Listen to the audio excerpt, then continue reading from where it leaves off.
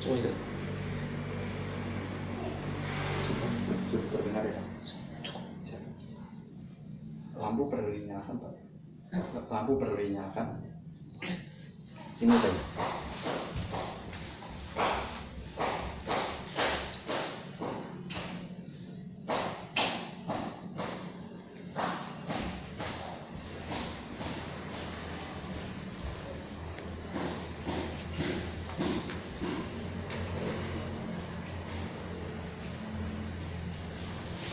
Saya di sini, Pak. Assalamualaikum. Waalaikumsalam.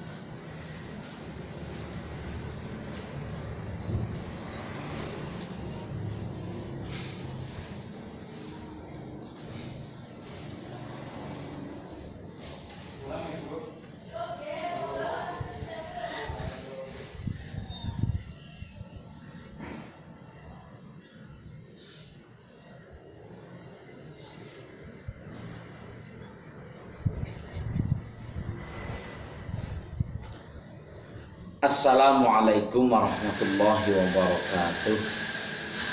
Bismillah, alhamdulillah, Allahumma salli ala Sayyidina Muhammadin wa ala alihi wa sahbihi wa mawalah. Wa qala Nabi sallallahu alaihi wasallam, khairun nas man tala umruhu wa hasuna amaluhu, wa syarrun nas man tala umruhu wa sa'a amaluhu. Amma ba'du, segenap keluarga besar Bea Cukai, khususon Bea Cukai Cilacap yang sangat saya hormati, khususon Pak Kepala Kantor Pak Wisnu dan seluruh jajarannya yang saya hormati, siapapun yang mengikuti meeting Zoom dalam kajian rutin kantor Bea Cukai Cilacap yang dimuliakan Allah Subhanahu wa Ta'ala.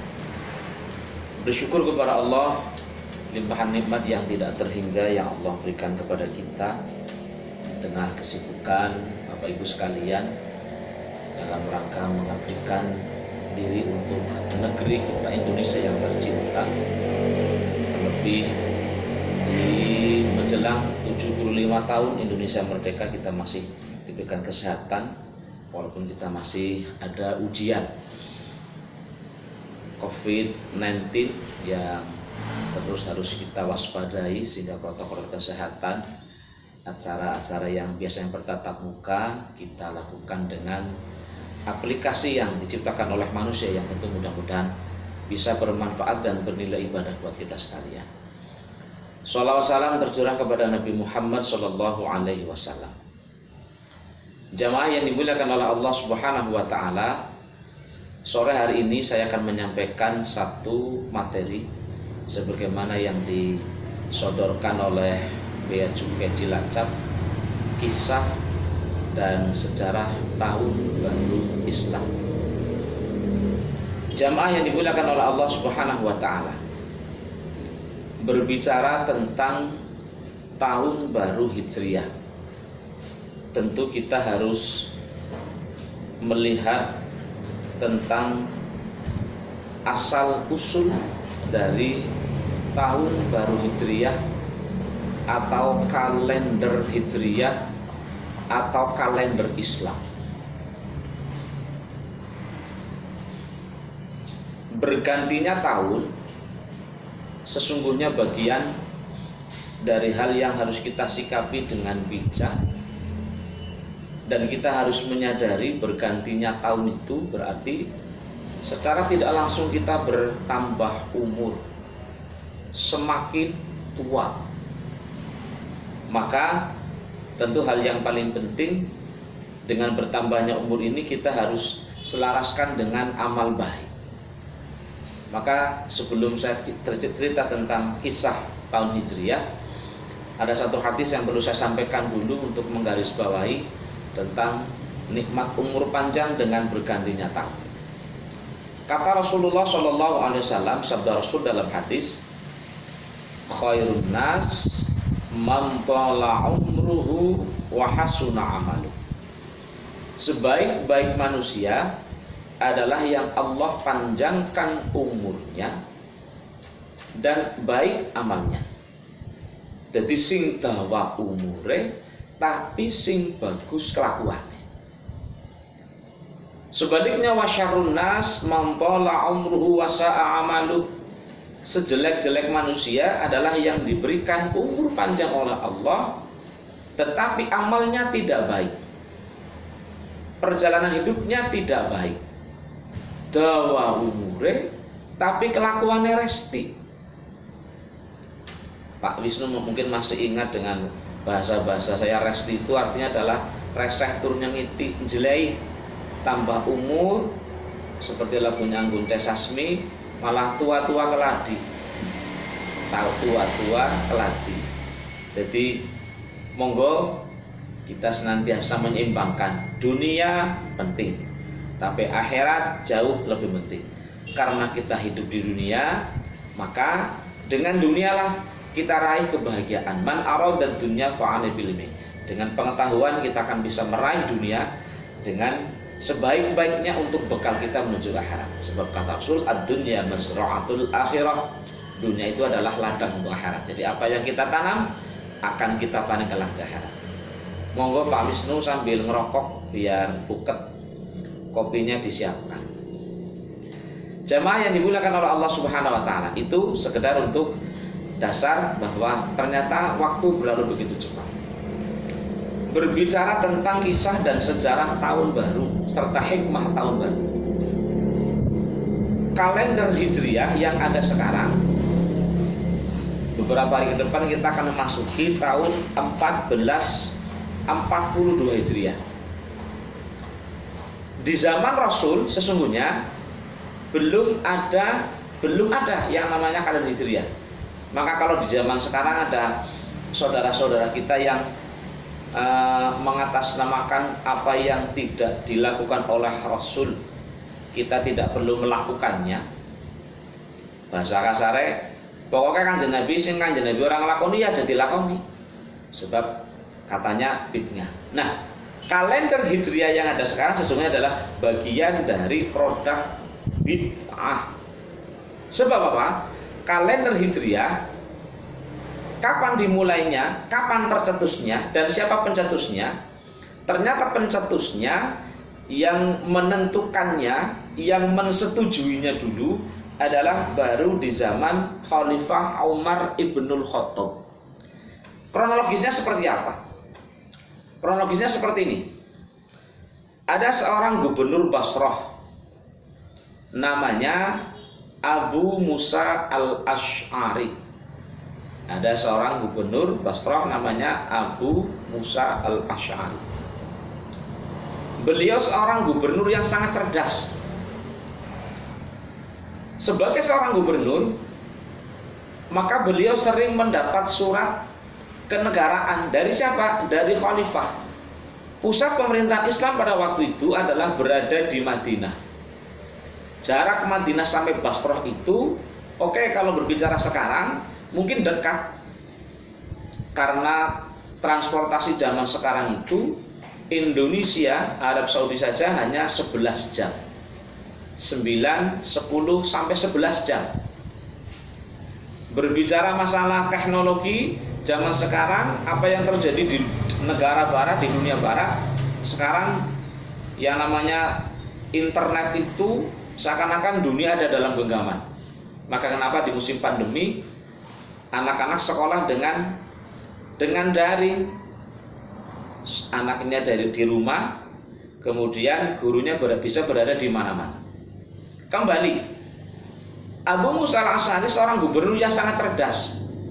Mendapat surat kenegaraan, beliau baca. Jamaah rahimakumullah, kondisi pada waktu itu sesungguhnya masalah bulan. Jadi nama-nama bulan yang kita kenal, cara wong Jawa niku ana bulan Sura, Safar, Mulud, Badamulud, Jumadil Awal, Jumadil Akhir, Rajab, Sadran, dan seterusnya. Muharram, kemudian Safar, Rabiul Awal, Rabiul Akhir, Jumadil Awal, Jumadil Akhir, Rajab, Sya'ban, Ramadan, Syawal, Dzulqa'dah, Dzulhijjah.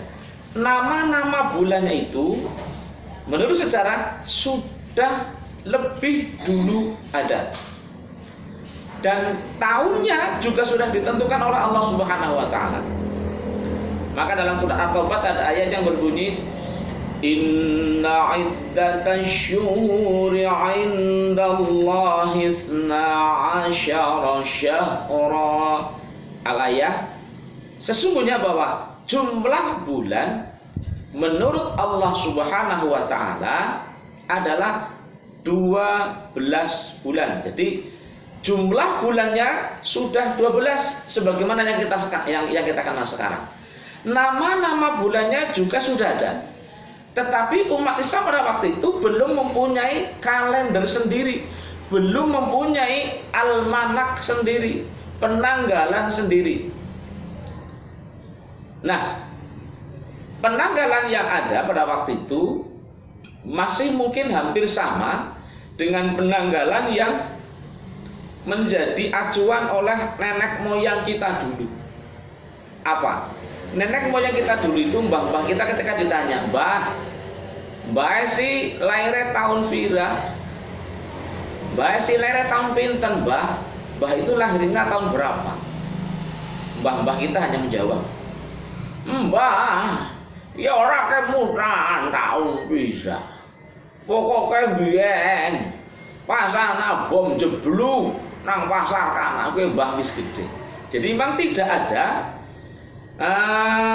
tertulis secara langsung hari apa, tahu tanggal berapa, bulan apa, dan tahun berapa, karena kondisi pada masa penjajahan ini baru di Indonesia.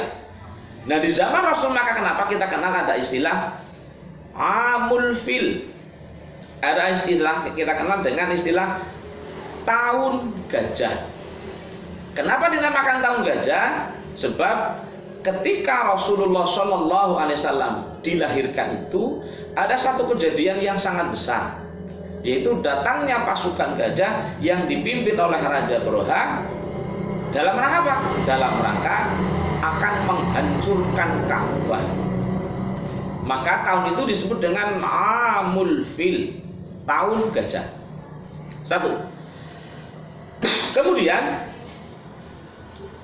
ketika Rasulullah Shallallahu Alaihi Wasallam ditinggalkan oleh orang-orang tercintanya, pamannya Abu Thalib, ditinggalkan oleh istri tercinta Khadijah, dua orang yang sangat berpengaruh besar dalam dakwah Rasulullah Shallallahu Alaihi Wasallam, dalam keselamatan Rasulullah Shallallahu Alaihi Wasallam, dalam kemajuan dan keberanian Rasul itu.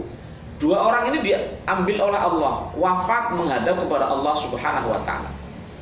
Maka kenapa wafatnya dua orang tercinta ini tahun itu disebut dengan Amul Huzni, disebut dengan tahun gajah. Disebut dengan Amul Huzni, maaf, namanya tahun duka cita, tahun kesusahan. Sebab apa? Sebab Rasul ditinggalkan oleh Allah, ditinggalkan oleh orang-orang tercintanya, maka disebut dengan Amul Huzni. Kembali kepada Abu Musa al-Asy'ari, sang gubernur yang ketika mendapat surat dari Khalifah Umar bin Khattab, beliau membaca suratnya, hanya tertulis ada hari, tanggal, dan bulan tanpa ada tahun. Hanya ada hari, contoh hari Kamis, tanggal 13 Agustus, tanpa ada tahun. Maka ketika Abu Musa menghadap kepada gubernur, kepada presiden, kalau sama sekarang berarti presiden, kepada Khalifah Umar bin Khattab, beliau lantas menanyakan dalam bahasa Jawa seperti ini, nyun pangapunten Khalifah, kula niku nampi surat saking panjenengan, berkali-kali nampi surat. Akan tetapi saya bingung, apakah yang dimaksud dalam surat itu bulan Mulut tahun ini, atau tahun kemarin, atau tahun depan? Kenapa bisa seperti itu? Simpelnya seperti ini. kondisi Madinah sampai Basra pada waktu itu jarak tempuh yang sangat jauh, kendaraannya kemudian juga sangat terbatas. Jadi kalau tidak menggunakan kuda, ya menggunakan onta. Belum kondisi geografis Arab itu, semenanjung Arabia itu adalah tanah berpasir, bergunung, gersang, panas lah. Jadi kalau wong Cilacap niku upama wonge sehat, jarane sing ora sehat. Wonge sehat, jarane sehat, ya. Alamnya yang kurang sehat, alamnya yang tidak bersahabat. Maka ada badai debu umpamanya. Ketika kemudian orangnya sehat, kendaraannya sehat, cuaca bersahabat, kemudian rutenya yang pada waktu itu tidak seperti zaman sekarang, sudah ada Google Map. Jadi kalau sekarang mau kemana-mana itu bisa menggunakan, ada Google Map, asal diketik alamat yang benar, maka Google akan menuntun. Zaman ini pun wonten, zaman biyen durung anak, zaman dulu belum ada. Maka tentu hal yang harus kita ingat adalah bagaimana perjuangan orang zaman dulu itu begitu luar biasanya. Maka kembali Abu Musa bertanya, apakah surat yang engkau kirim wahai khalifah untuk bulan Rabiul Awal tahun kemarin, tahun sekarang, atau tahun besok? Sebab apa? Hanya tertulis hari, tanggal, dan bulan. Jadi harinya sudah, bulannya sudah, tapi belum ada tahunnya. Maka Abu Musa al-Asy'ari menyodorkan satu usulan kepada Khalifah Umar Ibnul Khattab, kalau di Indonesia sekarang ya kepada Presiden Jokowi. Dalam bahasa Jawa mungkin ngapunten Khalifah. Umat Islam niku, tiang Islam niku tambah kathah. Semakin banyak, semakin tersebar di berbagai daerah. Kondisi daerah yang berbeda-beda, dengan budaya yang berbeda-beda, dengan karakter masyarakat yang berbeda-beda, ini akan menjadikan kesulitan ketika umat Islam yang sudah semakin banyak itu tidak disatukan dengan waktu, dengan kalender yang menjadi rujukan bagi umat Islam. Maka jamaah yang dimuliakan oleh Allah Subhanahu wa taala, dalam sejarah disebutkan awalnya sahabat Umar itu enggak mau. Cara menjawab, wis ora wani nyong. Kanjeng Nabi ora wani, Abu Bakar ora wani, maksan nyong, ajan nyong. Desakan, masukan demi masukan, lantas kemudian diterima, direspon dengan baik oleh sahabat Umar Ibnul Khattab yang menjadi khalifah pada waktu itu. Ini ada satu pelajaran. Maka dari pelajaran Umar yang begitu terbuka, kita bisa belajar seorang pemimpin pun tidak ada salahnya perlu mendengarkan usulan yang baik, saran yang baik, ajakan yang baik, yang bisa jadi ajakan itu berasal dari orang yang dalam golongannya itu di bawahnya. Mulane yo ngapunten niki Pak Wisnu. Dadi Pak Wisnu niki ngajak pengajian Pak Wisnu, Pak Kepala, pengajian ya ora usah ngapa. Pak Wisnu karena bijak pengajian. Maka Pak Wisnu perlu diacungi jempol. Lebih-lebih saya dapat masukan ini yang ternyata yang mengikuti kajian meeting Zoom ini bukan hanya dari Bea Cukai Cilacap, tapi ada dari Bea Cukai Purwokerto, Bea Cukai Solo. Ngaten nggih, mudah-mudahan ini bermanfaat. Sekali lagi, kembali. Jamaah yang dimuliakan oleh Allah Subhanahu wa taala, maka lantas sebagai seorang presiden pada waktu itu, khalifah pada waktu itu, Umar Ibnul Khattab memanggil para gubernur, memanggil para khalifah-khalifah yang alim alama yang terdekat dengan beliau. Ya mungkin kalau di eranya Pak Jokowi sekarang, Pak Jokowi memanggil para menteri, memanggil penasehat-penasehat beliau, Waktimpres, Dewan Pertimbangan Presiden mungkin, dikumpulkan jadi satu untuk merumuskan satu gagasan, satu ide, satu usulan yang menurut sejarah dicetuskan oleh seorang gubernur namanya Abu Musa al-Asy'ari. Maka rapat intern untuk mencetuskan satu hal yang sangat besar yang kemudian kita kenal sekarang ini dimulai. Sahabat-sahabat yang kumpul pada waktu itu lantas ketika Umar menyampaikan sambutannya, para menteri, para gubernur, para sahabat yang dimuliakan, hari ini kita berkumpul untuk bersama-sama merumuskan satu tonggak sejarah ke depan. Ada usulan untuk membuat kalender, umat Islam membuat kalender sendiri. Ada yang mengusulkan pada waktu itu setelah sambutan selesai, sahabat lantas penggawa beliau mengusulkan, oke, ini akan ada pembuatan kalender Hijriah, setuju? Setuju. Nah, setujunya itu kemudian diwujudkan dengan apa? Diwujudkan dengan jamaah, diwujudkan dengan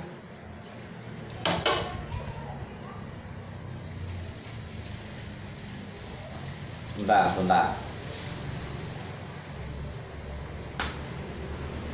Ngapunten. Ya, terganggu sebentar.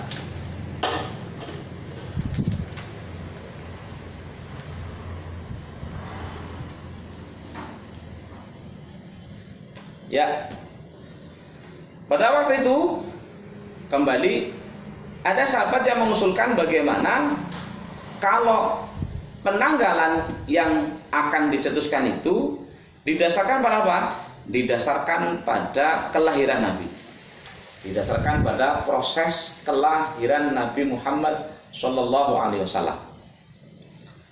Seluruh peserta musyawirin pada waktu itu, para musyawirin, para peserta rapat itu, ada yang tidak setuju. Sebab apa? Ternyata ketika dilihat bahwa lahirnya Rasul dengan wafatnya Rasulullah SAW itu berada pada apa? Berada pada bulan Rabiul Awal.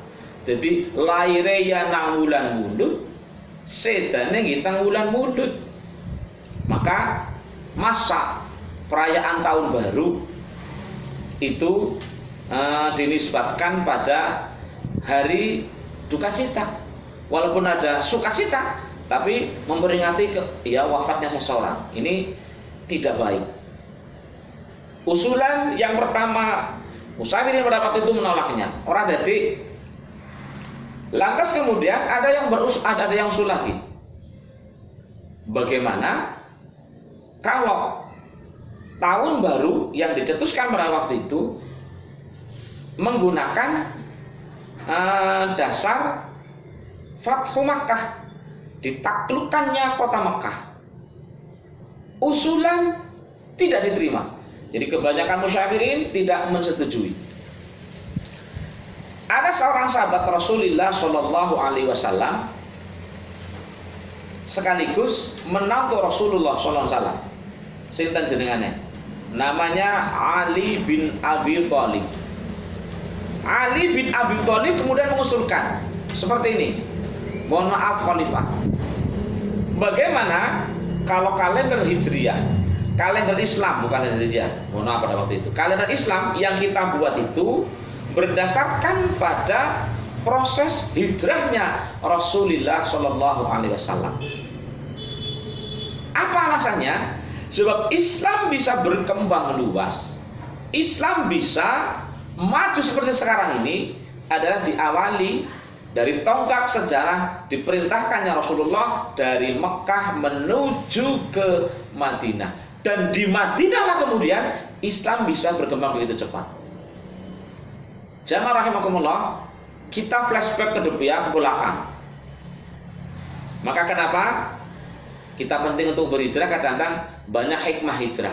Karena para Rasul diperintahkan untuk berhijrah karena kondisi ketika beliau berdakwah di Mekah tidak bisa diterima dengan baik oleh masyarakatnya pada waktu itu. Ya mungkin cara orang Jawa kata sini Muhammad, masih siapa Muhammad? bocah yatim, bocah wingi sore, wong ngomongin nyong, ora dadi Mas, orang andel. Maka ketika beliau pindah dari Mekah menuju ke Madinah hijrah, dakwah beliau bisa berkembang, meluas. Kembali, argumentasi dari Ali bin Abi Thalib ketika mengusulkan kalender hijriah, kalender Islam pada waktu itu menggunakan ukuran sejarah dari hijrah diterima oleh Umar ibn Khattab dan oleh musyawirin peserta rapat pada waktu itu. Maka kemudian rencana untuk pembuatan kalender Islam awalnya kemudian diterima, kemudian merujuk pada proses hijrah diterima. Ada step ketiga yang harus kita ketahui. Jamaah rahimakumullah, apa yang ketiga? Walaupun sudah deal kalender Islam itu dilandaskan pada proses hijrah Rasulullah, masih terjadi perbedaan pendapat tentang apa? Tentang menentukan awal bulannya. Jadi cara bahasa Jawa niku nek kalender Masehiyah bulan pertamanya itu adalah Januari. Kalender Masehi ya bulan pertama adalah Januari, terus Februari, Maret sampai Desember.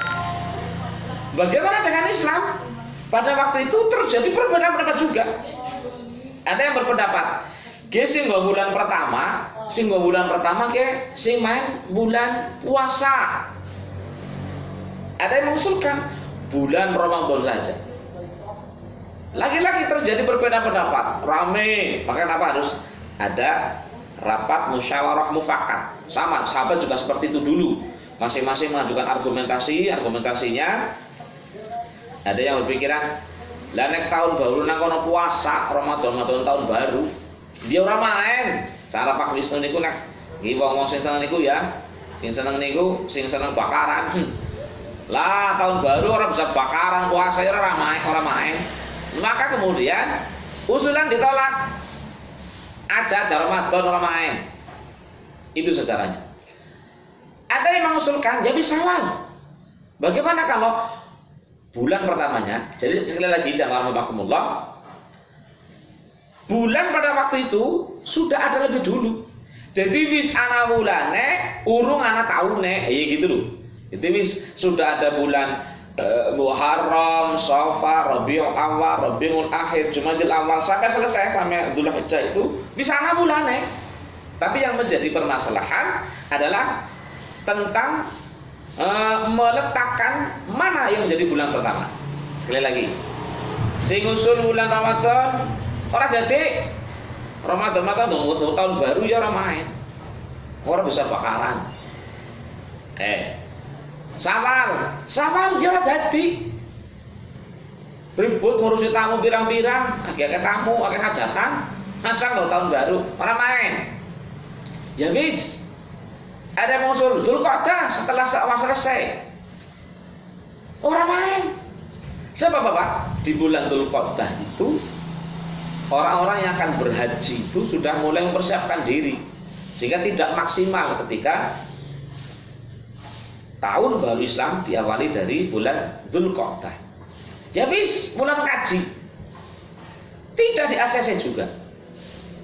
Maka jamaah rahimakumullah, menurut riwayat, sekali lagi kalau tadi yang mencetuskan bahwa kalender hijrah didasarkan pada proses hijrah, kalender Islam didasarkan pada proses hijrahnya Rasulullah, maka penempatan bulan Muharram menjadi bulan pertama itu siapa yang usul? Lagi-lagi sahabat Ali karramallahu wajhah, Ali bin Abi Thalib.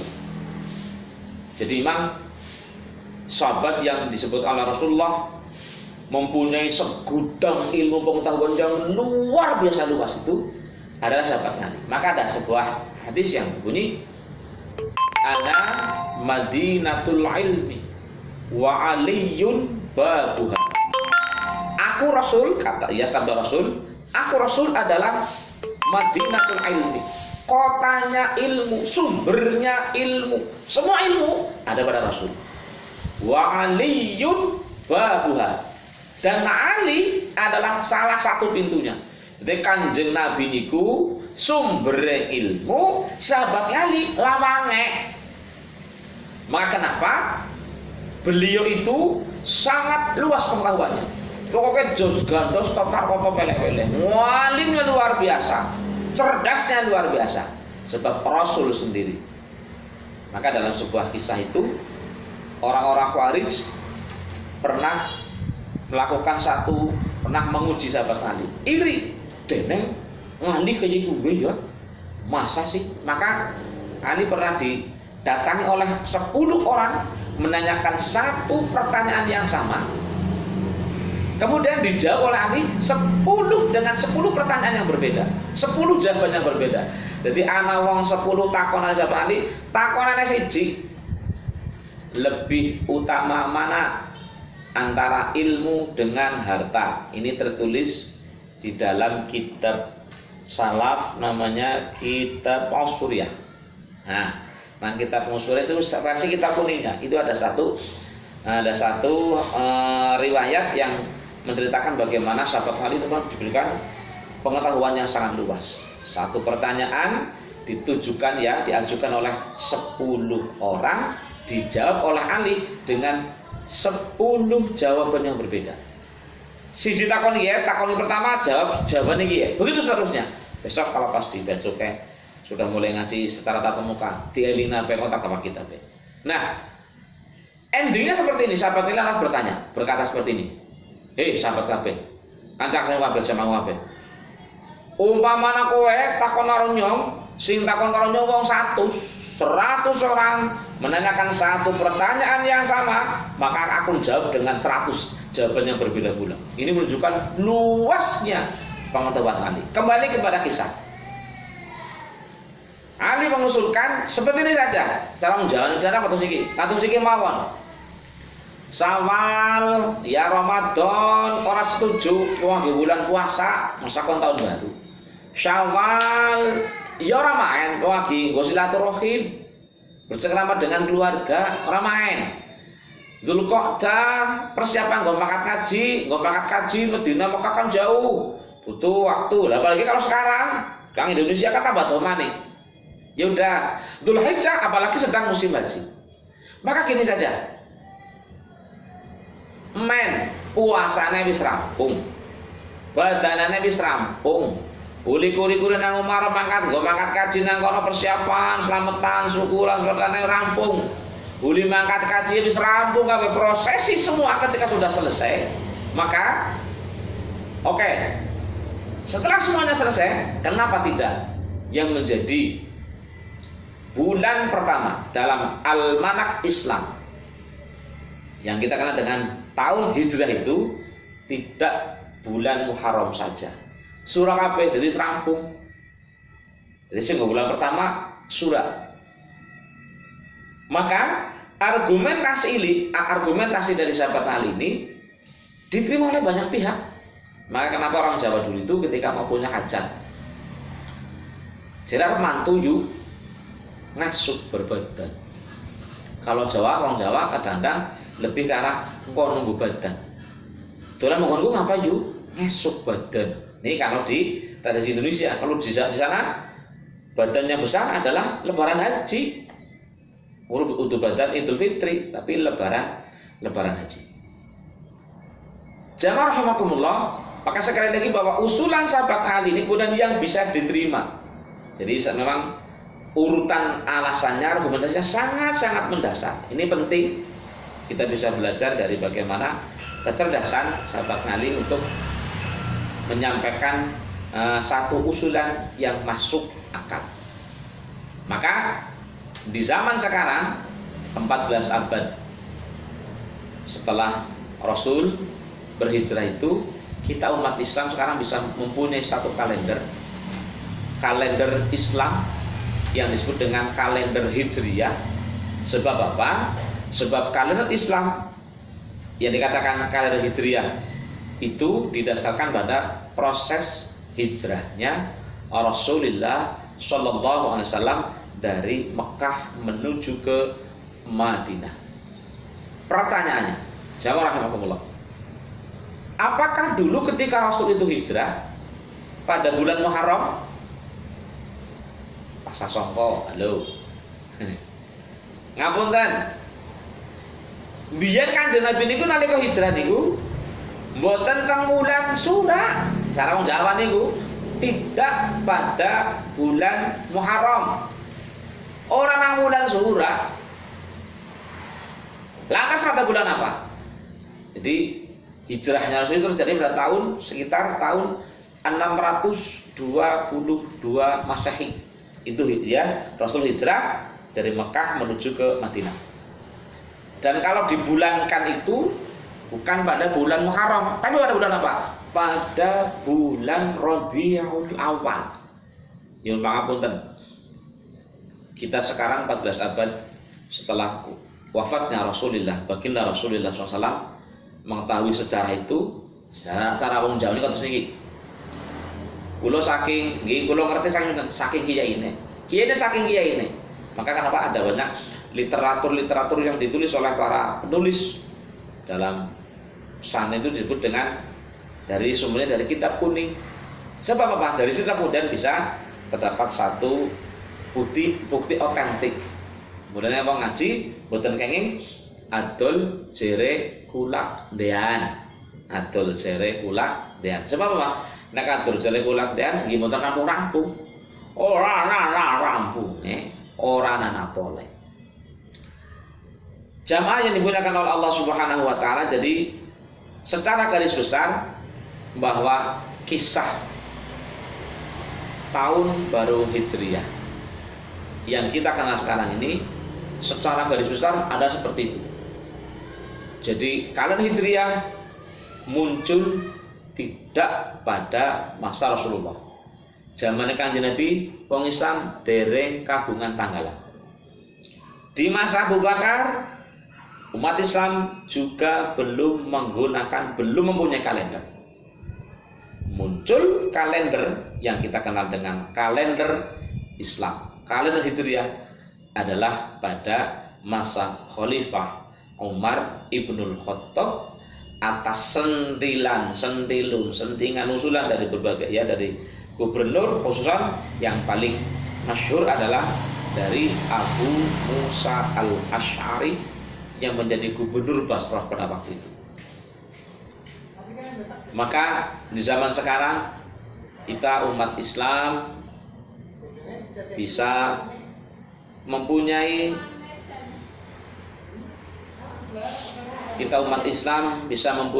kalender sendiri. Berkat siapa? Berkat jasa umat zaman dulu, jasa pendahulu kita. Maka ada kalanya kita memakan buah itu bukan dari hasil kita menanam sendiri, kadang-kadang dari hasil kebaikan orang lain yang menanam orang lain, kita bisa menikmatinya. Maka jamaah yang dimuliakan oleh Allah Subhanahu wa taala, makna yang terselip dari hijrah itu tentu harus kita ambil apa diantaranya. Hijrah yang paling penting adalah al-muhajiru man hajara ala ma nahallah. Di konteks hijrah itu sesungguhnya adalah orang yang berhijrah, berpindah. Hijrah konteksnya itu adalah berpindah tempat. Jadi pindah. Jadi Pak Wisnu sebelum di Cilacap di Bacuke mana? Jadi Kang Arin Bacuke mana? Pindah mendadak jenenge hijrah. Kok Kang Arin Cilacap mengdi maning mutasi maning mengana, namanya juga hijrah. Dari satu bagian ke bagian lain itu juga hijrah. Pindah kantor, pindah ruangan, hijrah. Pindah tempat duduk juga hijrah. Secara lafziyah, secara lughawi, secara istilah tentu adalah pindahnya Rasul dari Mekah menuju Madinah. Kalau di era zaman sekarang umatnya itu adalah berpindah dari yang tidak baik menuju yang baik. Sing maune ora gelem sembahyang, gelem sembahyang. Sing maune nang kono ngurusi dunia bae, tambah tua diberikan kesadaran hati untuk mulai melirik pada sektor agama. Jadi gelem ngurusi akhirat. Sing mono sembahyang gelem sembahyang, sing ora gelem ngaji dadi gelem ngaji, sing mono ora gelem takonan, ora takon ketemu karo wong gelem takonan. Berhijrah dari ketidakbaikan menuju kebaikan. Berhijrah dari daerah yang sulit untuk beribadah, untuk mencari sumber ekonomi, menuju ke daerah yang lebih agamis, lebih mapan dalam mencari ma'isyah. Itu juga bagian dari hijrah. Berpindah dari ketidakbaikan, kemaksiatan menuju kepada ketaatan. Berhijrah dari hal yang tidak baik menuju kebaikan adalah bagian dari perintah Rasul, sunnah Rasul.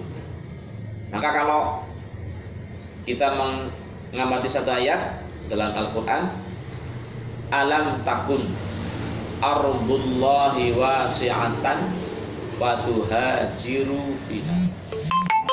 Bukankah bahwa bumi Allah itu luas?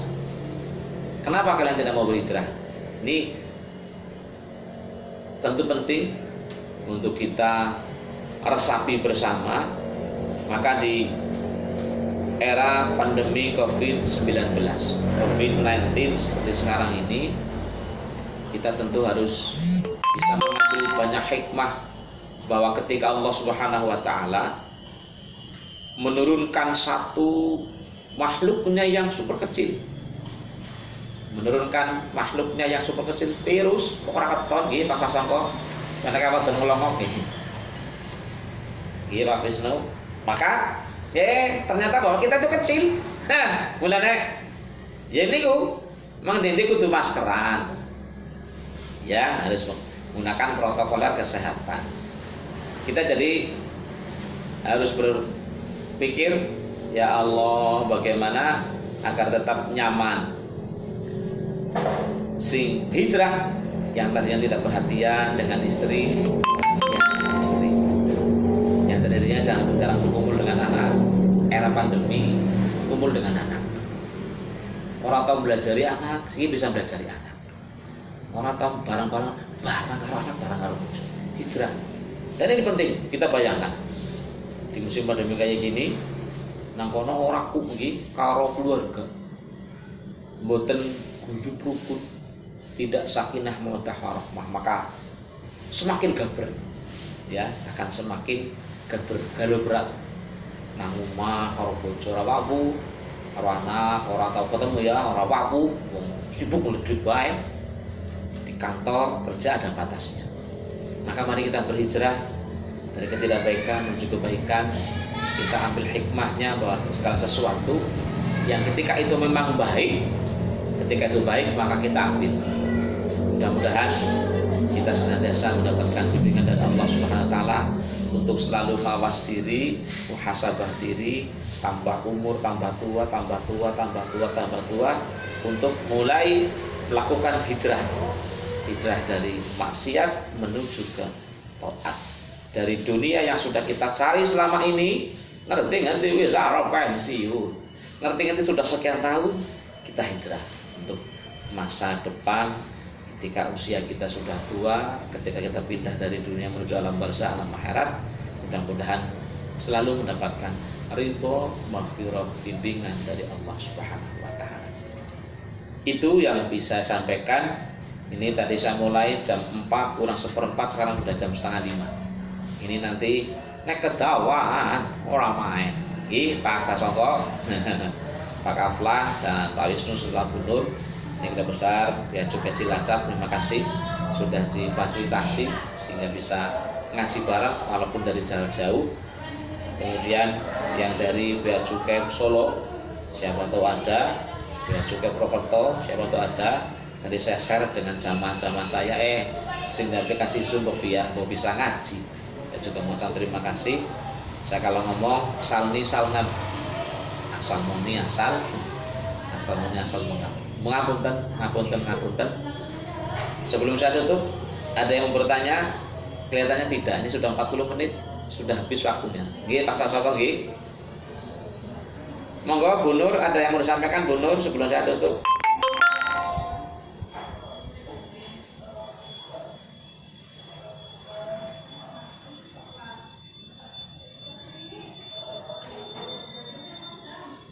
Nggih.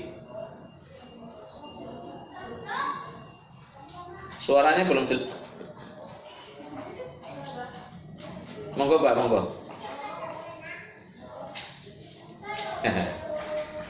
Anu wis ora, katone pada kepengin bali.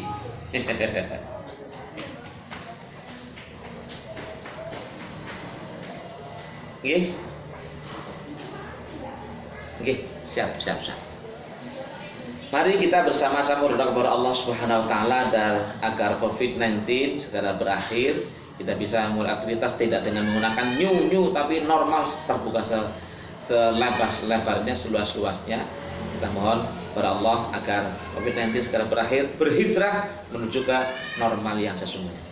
Ala hadhihi niyah wa lukunatin sholihah wa liqaudai jami hajati. Allah, kabulkanlah hajat kami, berikanlah kepada kami kesehatan jasmani dan rohani, rezeki yang melimpah, keluarga yang sakinah, makan warahmah, putra putri yang soleh dan solehah, mudahkan segala urusan, keselamatan, keberkahan, kemanfaatan dalam hidup kami, dan bebaskan kami setelah keluarga kami, anak-anak cucu kami dari neraka-Mu, dan berikanlah kami sebagai ahli jannah.